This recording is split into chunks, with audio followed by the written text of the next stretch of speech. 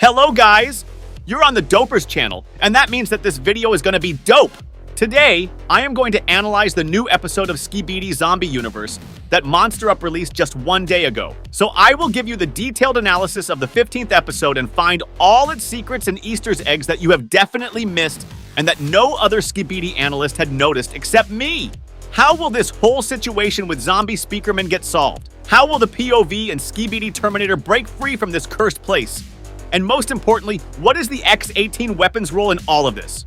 Alright, now get on board and let's start it! So episode 15 starts with the scene the previous episode ended with. We can see the terrifying zombie speakerman who's holding two hostages of his at once. And after a few seconds of eerie peering, he decides to get rid of one of them. And unfortunately, the choice was made not in favor of SJ Toilet, but of this poor Skibidi prisoner who used to be a comrade of our Skibidi Terminator. Zombie speakerman breaks his neck easily in one go. And to make things even more intense, the scary music stops at this moment as well. I really like how good MonsterUp actually is in creating a strong, thrilling atmosphere for this series, and how he's being clearly influenced by lots of movies and video games. Because as a giant nerd myself, I really admire that. Of course, our brave Skibidi Terminator cannot handle this silently and full of anger and grief. He raises up his right hand and simply shoots the left claw with saw that used to belong to zombie speakerman. He gets pushed back to the cave's entrance a little bit, but then he slowly lifts his head and oh my god, he's triggering with all of his body. Which means that something crazy is about to happen next. And I was correct, because just a second after zombie speakerman voices out a loud, terrifying roar that summons all of his little zombie cameramen minions from all over the place.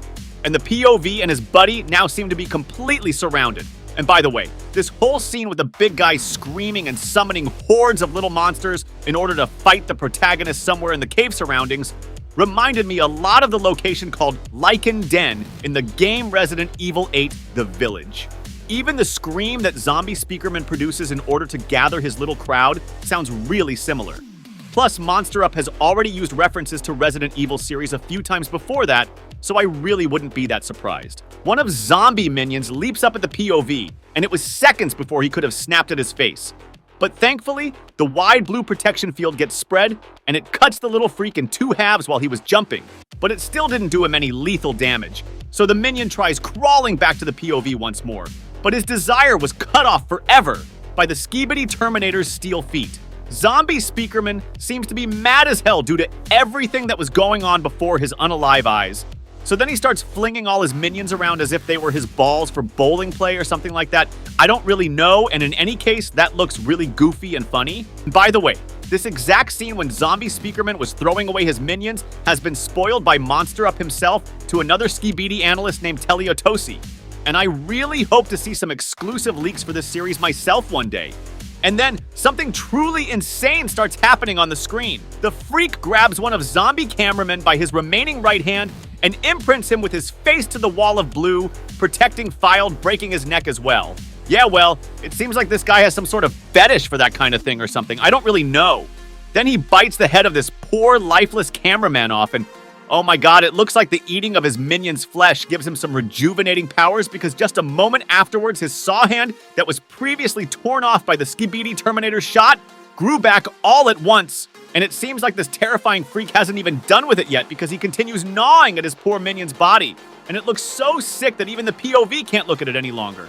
So he covers his camera mouth with his palm as if he's about to throw up. And I understand this guy with my whole heart. I mean, if I ever saw something like this in real life, I wouldn't be able to keep myself together as well. That's just too sick. Zombie speakerman starts swallowing his stooges one by one, and oh my goodness. With every munch, he seems to grow bigger and bigger in size, which makes him even more horrifying to look at than before. And to tell you the truth, now he looks not like an ordinary zombie anymore, but more like one of the huge monsters from the game called The Evil Within. At least that's what his prolonged limps and general appearance remind me of.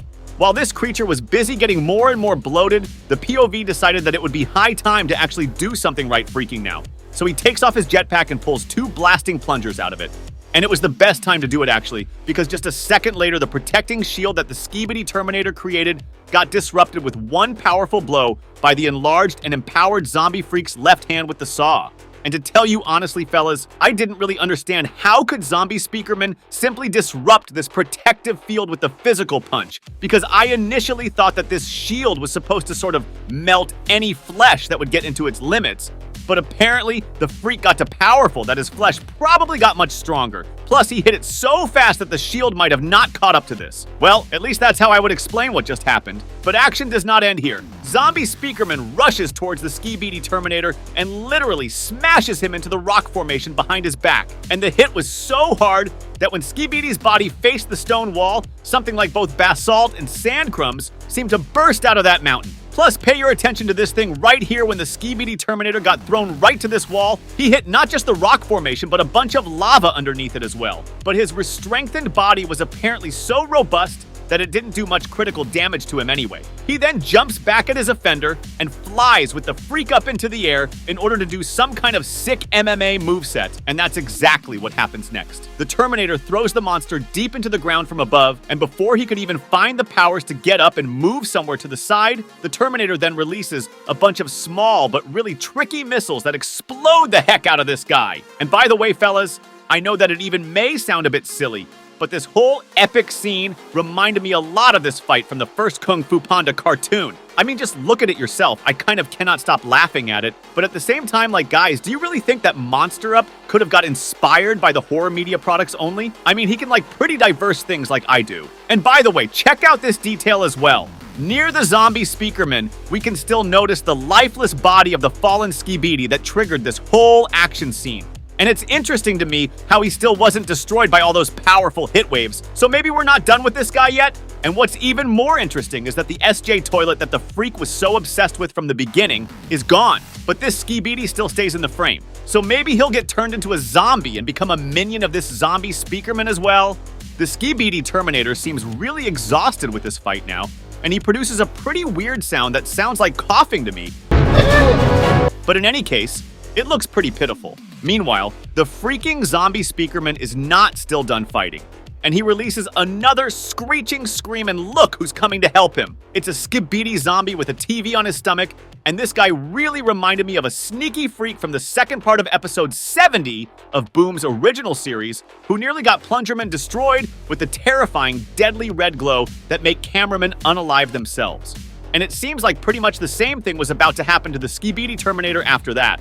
Because as we know initially, this red glow was actually used by TV men on Skibidi specifically. But thankfully, the POV shuts the TV down with one precise throw of his blasting plungers, and Terminator gets saved in the very last second. Both the POV and the Skibidi Terminator then are on their way to escape, but it looks like the powers are leaving the Terminator's body, and he falls on the ground sometime later.